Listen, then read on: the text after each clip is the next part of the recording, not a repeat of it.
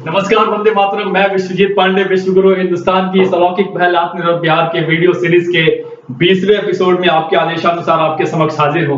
उम्मीद करता हूं कोरोना रूपी इस वैश्विक महामारी के दौर में आप स्वस्थ एवं सकुशल रहते हुए एक समृद्धशाली भारतवर्ष एवं आत्मनिर्भर बिहार की कुशलता की कामना कर रहे हैं। दोस्तों, आपको बता दिए बहुत ही खुशी हो रही है कि कल के एपिसोड 19 में जो हमने प्रॉब्लम सॉल्विंग स्किल्स के बारे में चर्चा किया था, उस वीडियोस को सुन के उसके समाधानों को सुन के कई सारे ऐसे वर्किंग प्रोफेशनल्स का भी आज हमारे पास फोन आया जिन्होंने अपनी खुशी जाहिर की और उन्होंने बताया कि यह वीडियो किस तरह से उनके डे टू डे लाइफ में एक पॉजिटिव इंपैक्ट पैदा करेगा और किस तरह से उनको अपने प्रोफेशनल लाइफ में एक सकारात्मक परिवर्तन देखने को मिल सकता है। उन्होंने यह भी हमें शुभकामना दिया और हमारी टीम का मनोबल बढ़ाते हुए उन्होंने कहा कि उन्हें ही नहीं, आने वाले टाइम में युवाओं के लिए भी ये सारे वीडियोस काफी लाभदायक सिद्ध होंगे।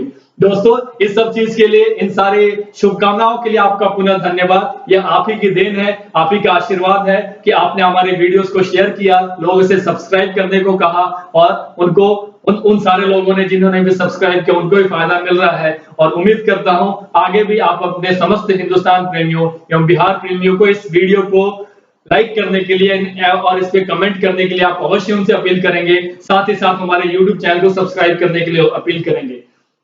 दोस्तों, हमेशा आप देखेंगे, अगर हमारे वीडियो के इस सीरीज के प्रथम वीडियो से उठा के देखेंगे और अभी तक, तो हमेशा हमने कुछ बेहतर करने का कोशिश किया है और यह हमें इस चीज की प्रेरणा देती है कि बेहतर से बेहतर की तलाश करो, मिल जाए नदी तो समंदर की तलाश करो, टूट जाता है शीशा पत्थर की चोट से, टूट जाए पत्थर ऐसा शीशा तलाश करो। जी हाँ दोस्तों, आज हम बात करने वाले हैं इफेक्टिव डिसीजन मेकिंग स्किल्स के बारे में।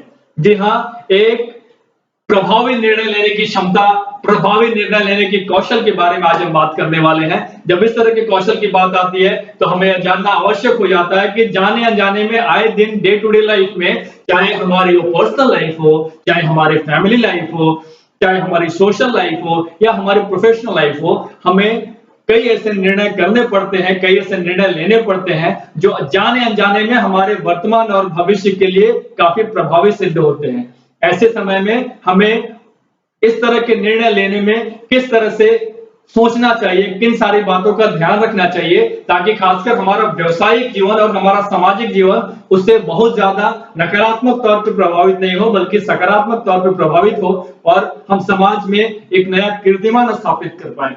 क्योंकि आपको तो पता है कि कौशल यानी स्किल्स व्यक्तित्व का वह श्रृंगार है जो जितने अच्छे से आप सजाएंगे व्यक्तित्व को, जितना श्रृंगार करेंगे, कौशल रूप में श्रृंगार करेंगे, आपके व्यक्तित्व में उसी तरह से निखार आएगी। जी हाँ, अगर हम decision making, effective decision making skills के बारे में बात करते हैं तो कुछ तथ्य निकल के सामने आए। हमारी टीम ने काफी मेहनत की इसमें, लगभग कई महीनों से इस स्किल के पीछे बात कर रहे थे। हम वर्किंग प्रोफेशनल से बात कर रहे थे, सामाजिक कार्यकर्ताओं से बात कर रहे थे, हम कॉर्पोरेट के लीडर से बात कर रहे थे। अब तब जाके हमने एक रिपोर्ट कंपाइल किया जिसमें 6 तथ्य उभर के सामने आए हैं। बेसिकली इन 6 तथ्यों में से सबसे पहला तथ्य जो कि हमें जानना आवश्यक हो जाता है वो है लिस्टिंग पॉसिबल सॉल्यूशंस और ऑप्शंस, यानी संभावित समाधान या विकल्प सूचीबद्ध करना। जी हाँ, आपको यह जानना आवश्यक हो जाता है कि उपलब्ध सभी संभावित संसाधनों या और विकल्पों की एक सूची के साथ आने के लिए आमतौर पर सामूहिक या व्यक्तिगत समस्या को सुलझाने की प्रक्रिया का उपयोग करना उचित होता है। इस प्रक्रिया में बुद्धिशीलता या कुछ अन्य विचार पैदा करने वाली प्रक्रिया शामिल हो सकती है। यह चरण समग्र निर्णय लेने के लिए प्रक्रियाओं के लिए बहुत ही महत्वपूर्ण है, क्योंकि एक निर्णय निश्चित विकल्पों के चयन से किया जाएगा। हमेशा निर्णय लेने या कुछ न करने की संभावना पर विचार करने के लिए याद रखें और ध्यान रखें कि दोनों विकल्प वास्तव में स्वयं में संभावित समाधान हैं। आपको उन सारी चीजों को लिस्ट आउट करके उसके इफ्स एंड बट को ध्यान में रखते हुए इस तरह के निर्णय में लेने में आसानी होगी अगर आप इन सारी चीजों को सूचीबद्ध कर लेते हैं तो। दूसरा तथ्य निकल के सामने आता है setting a time scale and deciding who is responsible for the decision, यानी समय सीमा तय करना और निर्णय लेने के लिए जिम्मेदार कौन है इसके बारे में अध्ययन करना। क्या निर्णय लेने में कोई समय सीमा है और इस समय सीमा के लापता होने के परिणाम क्या हो सकते हैं? क्या होगा अगर टाइम लिमिट में हमने डिसीजन नहीं लिया? हमें यह भी सोचना होता है कि क्या त्वरित निर्णय लेने में कोई फायदा है, निर्णय लेना कितना महत्वपूर्ण है। या कितना महत्वपूर्ण है कि निर्णय सही है। कभी कभी गलत निर्णय भी हो जाते हैं, तो उस समय हमें जानना आवश्यक होता है कि यह निर्णय कितना सही है, कितना प्रासंगिक है, यह कितना महत्वपूर्ण है। यह कितना महत्वपूर्ण है कि निर्णय कितना सही है। क्या अधिक समय बिताने से निर्णय की गुणवत्ता में सुधार हो सकता है? कई बार हमें ऐसा लगता है कि थोड़ा अगर हम इसमें और स्टडी करके निर्णय लेते तो जाहिर सी बात है हम और बेटर डिसीजन ले पाते थे। लेकिन हमेशा यह याद जरूर रखिएगा कि कभी-कभी एक त्वरित निर्णय सही निर्णय की तुलना में अधिक महत्वपूर्ण होता है और कभी-कभी सिचुएशंस रिवर्स भी हो जाती हैं। तीसरा पॉइंट है इंफॉर्मेशन गैदरिंग।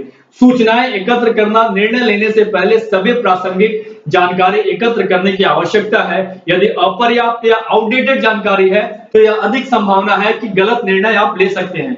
यदि बहुत अधिक अप्रासंगिक जानकारी है तो निर्णय करना बहुत ही मुश्किल होगा और अनावश्यक कारकों से विचलित होना बहुत आसान हो जाता है। इसलिए आपको अप टू डेट होकर सटीक जानकारी चाहिए जिस पर आपको निर्णय लेना है। अगर आपके पास सटीक जानकारी नहीं है तो निश्चित तौर पे आपका निर्णय प्रभावित हो सकता है। चौथा तथ्य सामने आता है weighing up the risk involve.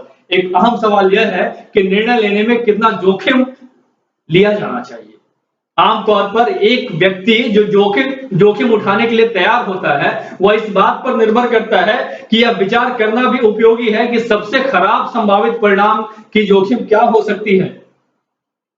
फिर से रिपीट करूं, यह उपयोगी हो जाता है कि सबसे संभावित परिणाम का जोखिम का क्या हो सकता है, परिणाम का जोखिम क्या हो सकता है। यानी यह तय करना है कि जोखिम स्वीकार्य है या नहीं है। विकल्प सफलता के लिए बाहर जाने या सुरक्षित निर्णय लेने के बीच का हो सकता है। इस पर अध्ययन करने की आवश्यकता होती है किसी भी तरह के निर्णय लेने से पहले।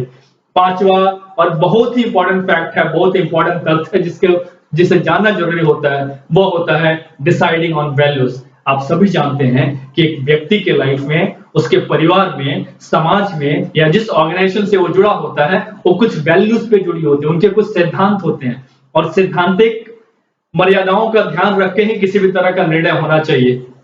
हर किसी का अपना विशिष्ट मूल्य जो महत्वपूर्ण मानते हैं उसके अनुसार आपके द्वारा लिए गए निर्णय अंततः आपके मूल्य पर आधारित होंगे। इसका मतलब है कि जो निर्णय आपके लिए सही है वह किसी और के लिए सही नहीं हो सकता है, लेकिन आप इस चीज को जस्टिफाई कर सकते हैं कि आपके लिए वो निर्णय कैसे सही है और उस सही का आधार आपके सिद्धांत हो सकते हैं, आपके ऑर्गेनाइजेशन या आपके व्यक्तिगत वैल्यूज हो सकते हैं।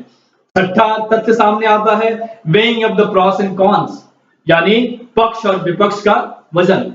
प्रत्येक के संभावित फायदे और नुकसान पर विचार करके विभिन्न समाधानों और विकल्पों की तुलना करना संभव है। बदले की स्थिति में प्रत्येक पहलू पर विचार करने का प्रयास करें और अच्छे और बुरे दोनों की पहचान करें। पक्ष और विपक्षों को सूचीबद्ध करने के बाद यह तुरंत तय करना संभव हो सकता है कि कौन सा विकल्प सबसे अच्छा है।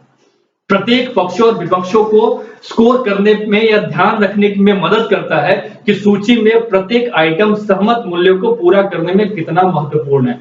याद रखिए, आपको सूचीबद्ध करना यहां भी जरूरी होता है। आपके जो प्लॉस में है और जो कॉन्स में है उसमें भी आपको जानना आवश्यक होता है। अब आता है मेकिंग द डिसीजन, अर्थात निर्णय लेना।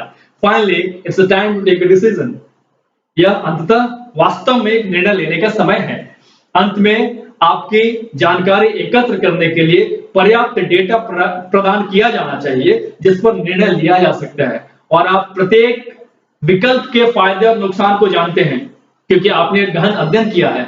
महत्वपूर्ण निर्णयों में हमेशा निर्णय लेने की प्रक्रिया में आपके द्वारा अनुसरण किए गए चरणों की रिकॉर्ड को रखने के लायक है।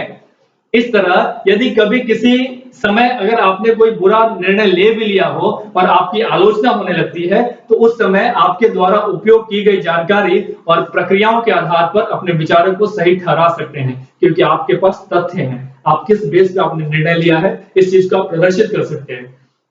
सबसे अहम बात आती है निर्णय लेने के बाद की स्थिति। अंत में और शायद सबसे महत्वपूर्ण बात ये होती है कि निर्णय लेने के बाद हम सोचने लगते हैं व्हाट इफ, अगर इस तरह का निर्णय हमने नहीं लिया होता तो क्या। इसमें कृपया समय बर्बाद न करें। यदि कुछ गलत होता है और आपको फिर से निर्णय लेने की आवश्यकता हो तो इमीडिएट करें, अन्यथा निर्णय को स्वीकार करें और आगे बढ़ें। इस चर्चा ने निर्णय लेने की एक तकनीक निर्धारित की है जिसे आप उपयोग करना पसंद करेंगे। हालांकि याद रखें कि कोई भी तकनीक अच्छे निर्णय और स्पष्ट सोच का विकल्प नहीं बन सकती है। सभी निर्णयों में व्यक्तिगत निर्णय शामिल होते हैं और व्यवस्थित तकनीक केवल उन निर्णयों की सहायता के लिए होते हैं। जी हाँ, हमें उम्मीद है कि आपको यह जानकारी काफी पसंद आई है और आपके लिए यह काफी प्रासंगिक है। हमें यह भी उम्मीद है कि इन सारे वीडियोस को, इन सारे टेक्निकल स्किल्स को, इन सारे सॉफ्ट स्किल्स को आप अपने जीवन में इसको उतारने की कोशिश करेंगे। और जिस तरह से हमेशा से हम चर्चा करते आए हैं कि अपने अपने व्यक्तित्व को निखारने के लिए, अपने कौशल को निखारने के लिए, अपने एम्प्लॉयबिलिटी स्किल्स को निखारने के लिए ये सारे स्किल किस तरह से इंपॉर्टेंट हो सकते हैं, निश्चित तौर पे इनका अगर आप गहन रूप से अध्ययन करेंगे तो आप पाएंगे कि यह त्वरित समाधान है आपके स्किल्स को निखारने के लिए। आपके इंटरव्यू के टाइम में कई अलग-अलग सिचुएशन के माध्यम से आपके decision making, effective decision making skills को भी परखने का काम किया जाता है। आप ये ध्यान दीजिएगा, अगर आपने कभी इंटरव्यू दिया होगा तो आप उसमें झांकने का कोशिश कीजिएगा तो आप ये पाएंगे कि ये सही बात है।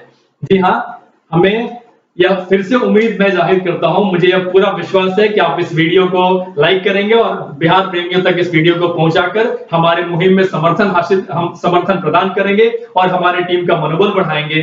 कल मिलते हैं रोजगार संबंधी अन्य चुनौतियों एवं उनके समाधान के साथ। तब तक के लिए धन्यवाद, प्रणाम, अपना ख्याल रखिएगा। वंदे मातरम।